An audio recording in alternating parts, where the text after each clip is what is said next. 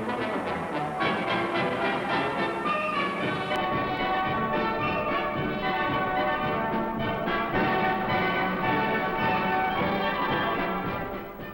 is Annapolis, and these are the midshipmen who make up the brigade of the United States Naval Academy. These are their stories, full of their laughter, their heartache, their tragedies and triumphs. The stories of the men of Annapolis.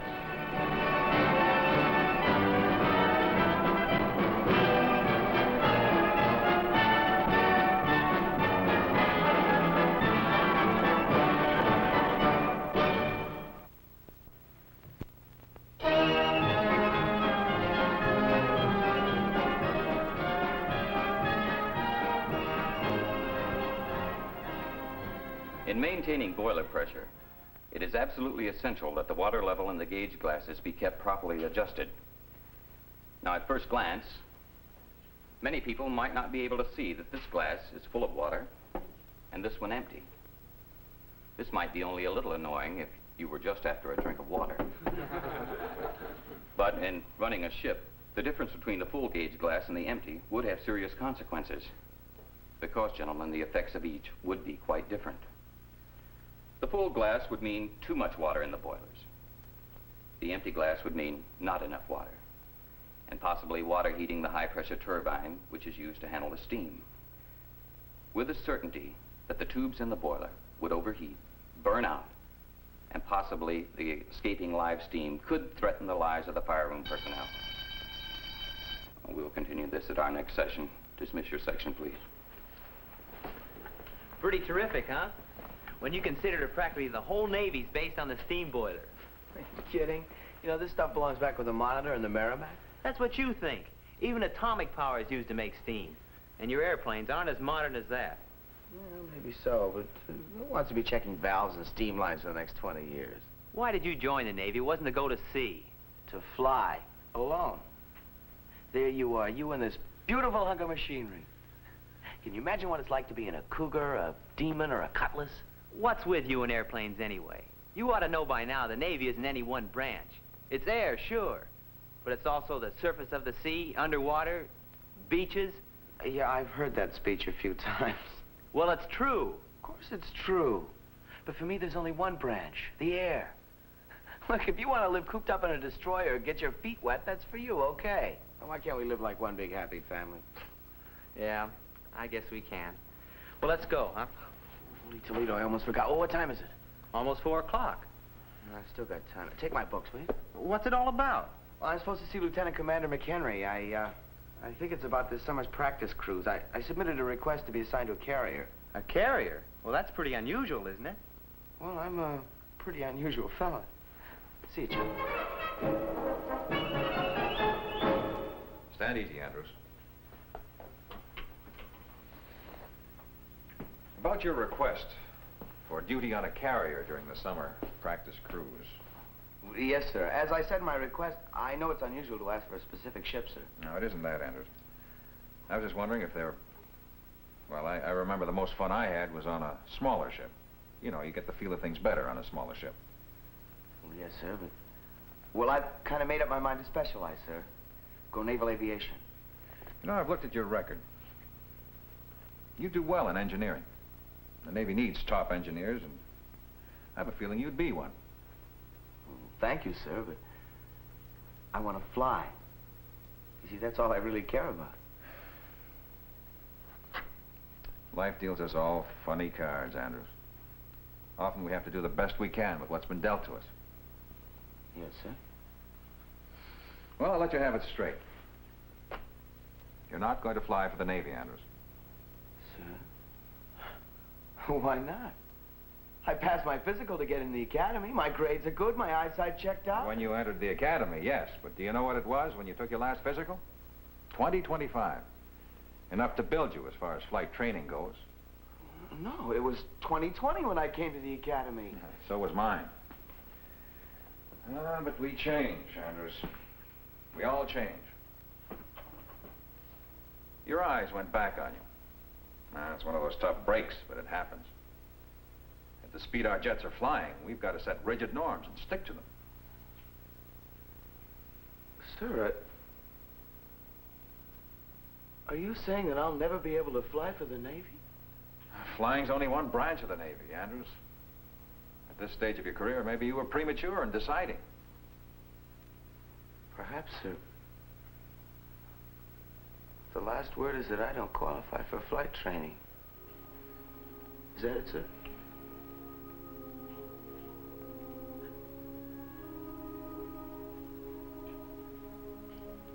Thank you, sir. Andrews, if there's anything the Academy teaches, it ought to be that the Navy isn't just destroyers or cruisers or carriers or even airplanes. It's people. Learn to appreciate them, to lead them, to win their confidence. You'll be a better officer, a better man. We're a big outfit, Andrews. I know what a blow this has been to you. But give the rest of the Navy a chance. That's all.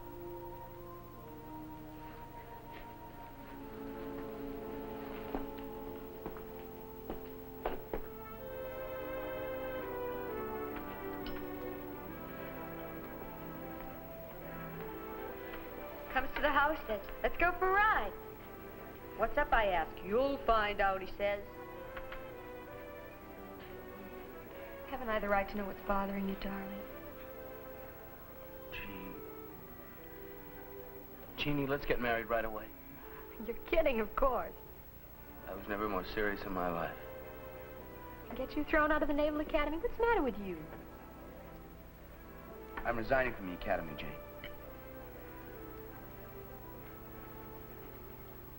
All right, you want to talk about it? I'm resigning, that's all there is. What's the matter with you? You love the Naval Academy. It's your whole life. It was, Janie. No more. I'm gonna get myself a job. A job? Why? Now, what's this all about? They won't let me fly, that's what it's all about. Why? My eyesight went back on me. I can't qualify for flight training. Ever? Ever.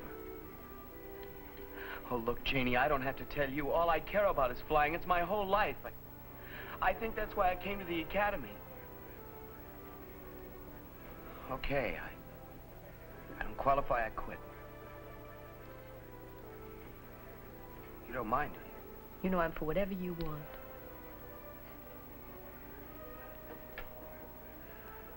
When are you planning on dropping out?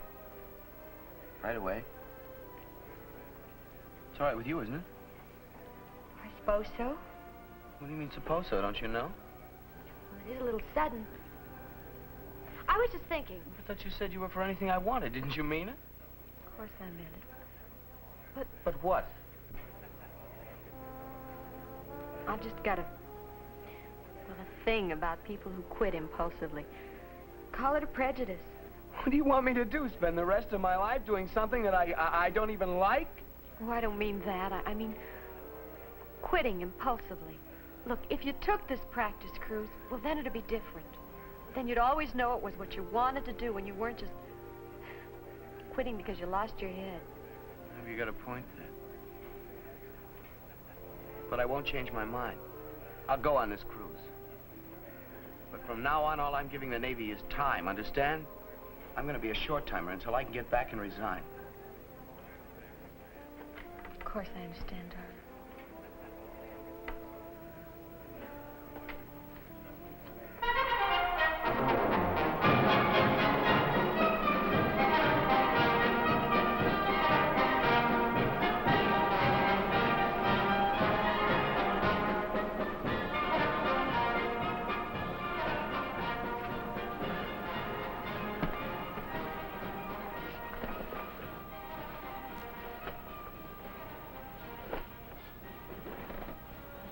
These destroyers, they don't waste an inch of room anywhere, do they? Yeah, like setting up housekeeping in a crankcase. I'm sorry they didn't assign you to a carrier. Forget it. Give it half a chance, Hank. Who knows, you might even like a tin can like this. Don't worry, chum. I won't like it. Hey, we're moving. We're underway.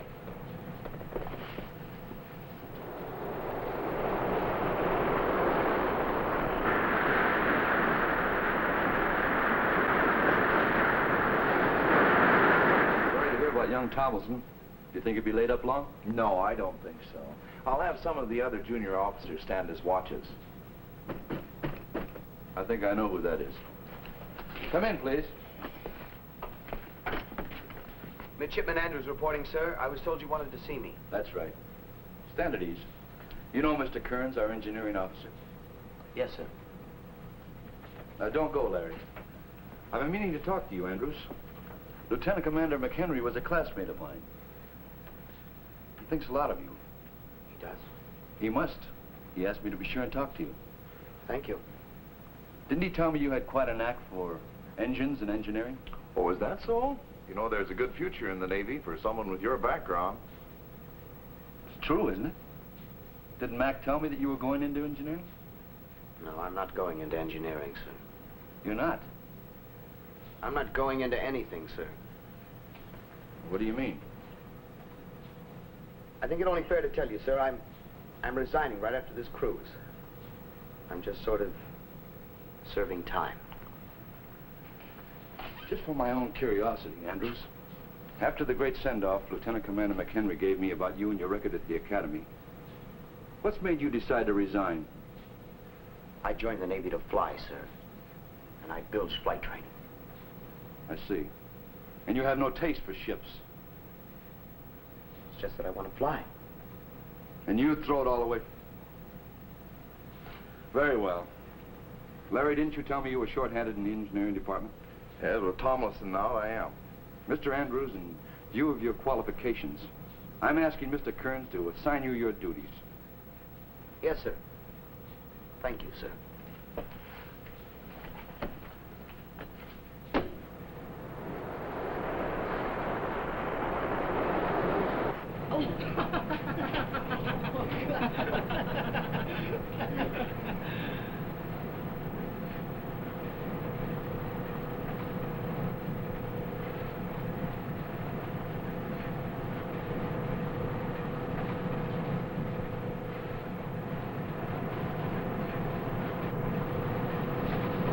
Do it, sir.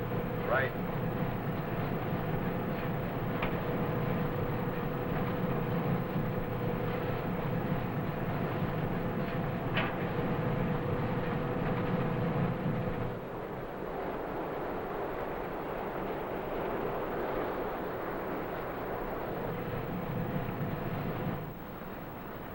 Nice work, mister. Thanks, Chief. The way you looked at Mr. Kearns, what do you expect, the Navy Cross? I didn't know it showed.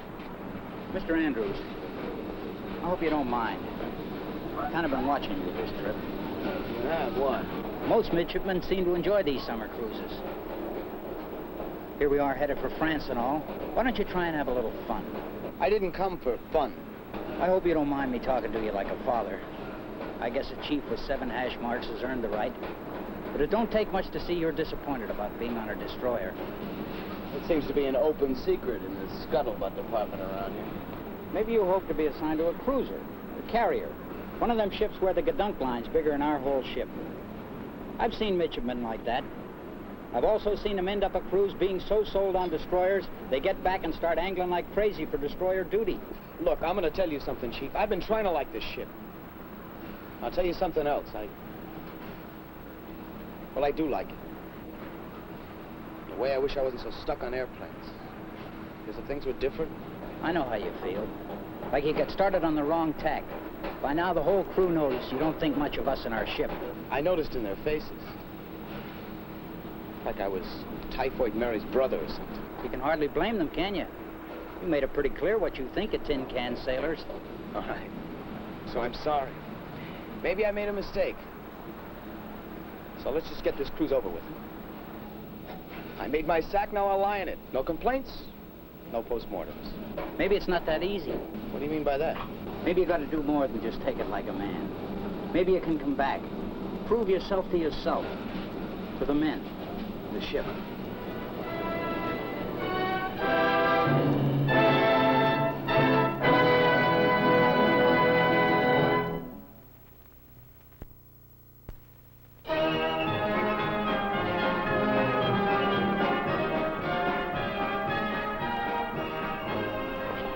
Hey, what are you all dressed up for? Listen to the character. You know, you've been standing too many watches on the bridge. I'm all dressed up because that's France out there, and because the mayor's invited us to a big gala, whatever you call it, in our honor. Oh, yeah, that's right. I almost forgot about it. I better get dressed fast, huh? You know, I wouldn't miss this for the world. Not after this doll of a cruise I've had. Imagine. One whole night without everybody looking at you out of the corner of their eyes like you're some kind of an oddball. Hey, wait a minute, will you? It'll only take a second. Ought to be some party. Boy, I feel like golf was a kindergarten party. You know the reason for it? They gotta have a reason for a party? I heard up on the bridge. Your boss, Mr. Kearns, was here during the war. He was aboard a ship. And you know Tomlinson. Mm-hmm. His uncle was here, too. They made a lot of friends. They're coming from all over. A reunion in their honor. Well, I didn't know that. They just don't talk about it. Last call for Liberty Party going ashore. Liberty Party lay up to the quarterdeck. Last call. Sorry. Say, didn't expect to see you at this shindig. Why, it's a party, isn't it? Hey, you're going, aren't you, Chief? Oh, I'm one of the lucky ones, all right. We ain't all lucky tonight, though. What do you mean? You know Tomlinson. His uncle served with Mr. Kearns in these parts during the war. Oh, he's been sick, not standing any watches. You understand? So the old man figures fair's fair. Since someone's got to stand the watches, he hasn't pulled any. Thomas's got the duty tonight? That's it. Last call for Liberty Party going ashore. Liberty Party lay up to the quarterdeck. Last call. Hey, Chief, listen, I'll talk to the exec. I'll stand that watch for Tomlinson. What about the party? You said you wanted to go. Well, I've been to a party. Go on before you miss the boat. I'll check with the exec. Last call for Liberty Party. Last call. Let's go, Chief.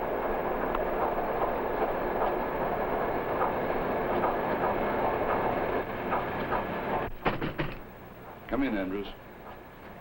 Very commendable. Permission granted. You know, sir? The executive officer of a destroyer develops an uncanny ability to hear. Then it's all right with you, sir? Yes, Andrews, it's all right with me. Thank you, sir. Why are you doing it, Andrews? Well, when I heard Chief Lujack say that Tomlinson had the duty tonight, I figured he belonged at the party because of his uncle. Of course. The mayor would be mighty disappointed if one of his honored guests didn't show up. Sir, may I speak to you on a personal matter? Of course, Andrews, fire away. You might miss your Liberty boat, sir. That's the nice thing about being the exec. There's almost always another Liberty boat. Well, what is it, Andrews? Sir, I know my attitude about destroyers when I first came aboard didn't win me any friends. You didn't expect otherwise, did you? You know how we feel. No, sir, I don't blame them. I had it coming. Sir. Yes, Andrews. Is it ever too late to start all over again? Well, what do you think, Andrews? My grandfather used to say, give a dog a bad name and nobody will throw him a bone. Maybe a man's first mistake has a way of sticking with him all the way through his career, no matter what he does. Let me tell you what the best skipper I ever had told me. He said, in life as in battle, everybody makes mistakes. Don't waste your time wishing they hadn't happened, but try to find a means to retrieve them and win in spite of your mistakes. Now, think about that while you're making your rounds of the engineering spaces tonight. Aye, aye, sir.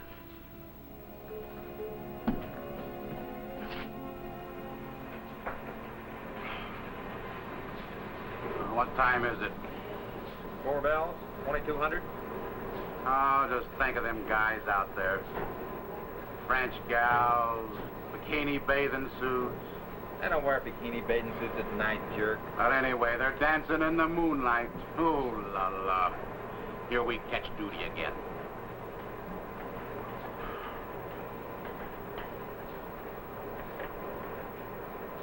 What are you doing on the upper level? Stand watch, reading or sleeping. Aye, aye, sir. O'Grady! Your water level is dangerously low. Why didn't you notify the duty engineering officer?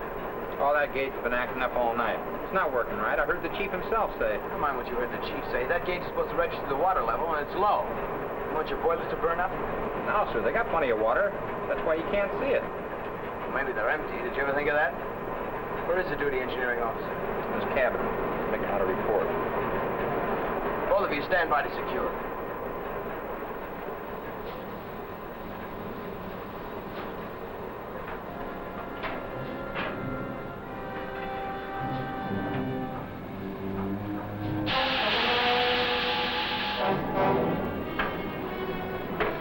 Stoner, low water. Secure the fires before the boiler goes.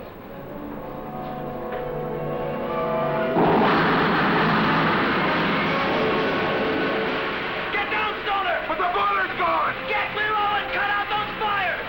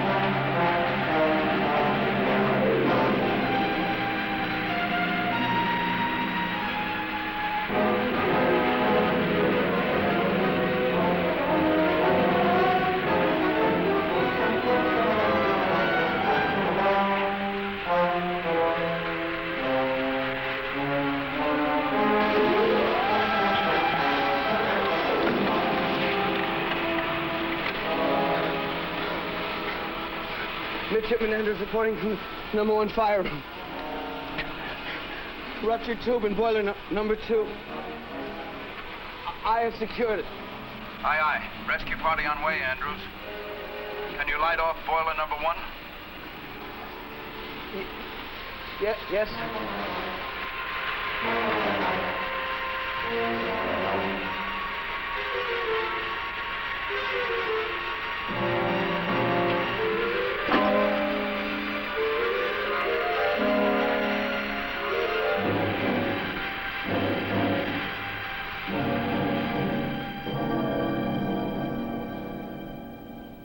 How do you feel, Andrews? Oh, I'm fine, sir. How are Stoner and O'Grady? Fine, thanks to you. Not even a blister. Very well done, Mr. Andrews. That was quick thinking, dragging them over to the bilges so they could get some air. Thank you, sir. Get well fast, Andrews. We wouldn't want you to go back home and have to say that you'd never set foot on La Belle, France. I'll do my best, sir.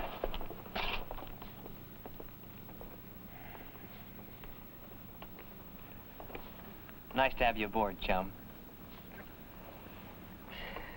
Nice to be aboard, chum. We're all thanking you.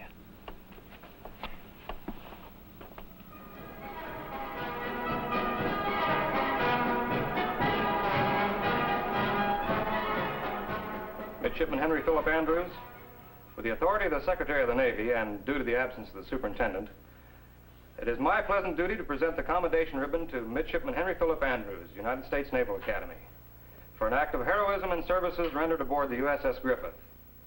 At risk to his own life, he reached a cutoff valve and saved 2 of the crew from serious injury and saved his ship from what might have been extensive damage.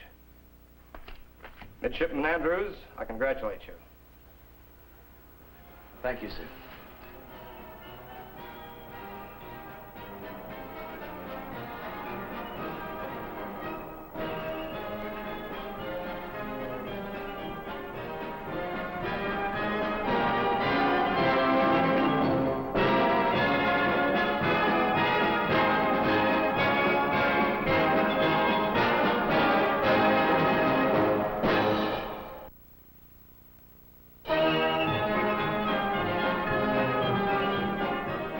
This is Annapolis, the United States Naval Academy, proud of its dignity, its history, its traditions, but most of all, proud of its men.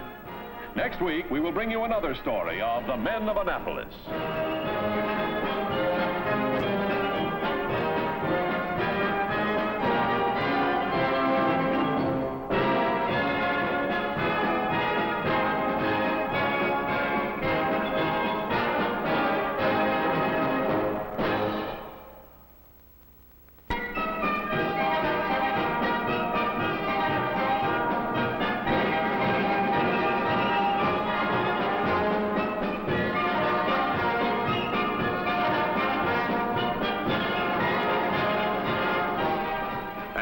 was played by John Brinkley.